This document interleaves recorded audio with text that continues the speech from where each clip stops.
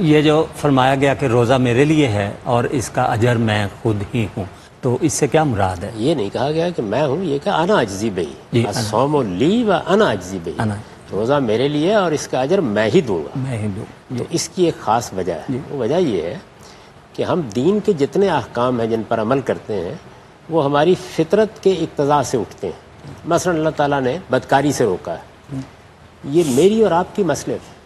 اگر بدکاری سوسائٹی میں فروغ پا جائے گی تو خاندان کے رشتے، ان کا استحکام، بچے کی پیدائش، پرورش، پرداخت، میاں بیوی کا تعلق سب مجروح ہوں گے۔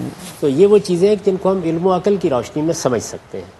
یہ بات کہ وہ کھانا پینا جو میرے لیے بالکل جائز ہے، وہ بیوی سے تعلق جو میرے لیے بالکل جائز ہے، اللہ نے اس سے روک دیا ہے، تو یہ میں صرف اپنے رب کے حکم پر رکتا ہوں۔ یعنی یہاں میرے باطن کا کوئی عرض نہیں ہے، یہاں کوئی عقلی مسلمہ نہیں ہے جس کی میں پیروی کر رہا ہوں، محض اپنے رب کے لیے رکتا ہوں۔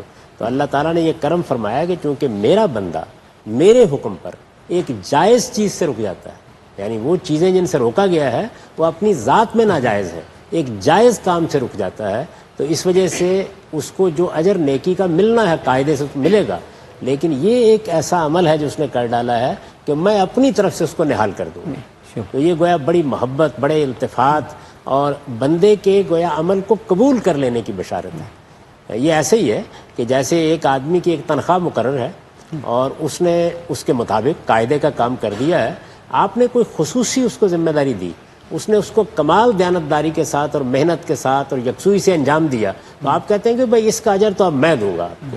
یہ اس طرح کا جملہ ہے۔ اس روایت کو جو ایک دوسرے طریقے سے بعض لوگوں نے بیان کیا، انا اجزا بہی، وہ عربیت کی روح سے بھی صحیح نہیں ہے، اس کا جو مطلب نکال کے لوگوں نے اس سے وحدت الوجود برآمد کی ہے وہ بھی بالکل غلط ہے۔ اصل روایت یہی ہے کہ الصوم لی و انا اجزی بہی، روزہ میرے لیے ہے اور میں ہی اس کا اجر دوں گا، اس لیے کہ بندے نے اپنی جائز خواہشات پر میرے لیے پابندی قبول کی رکھی۔ ٹھیک، جاوید صاحب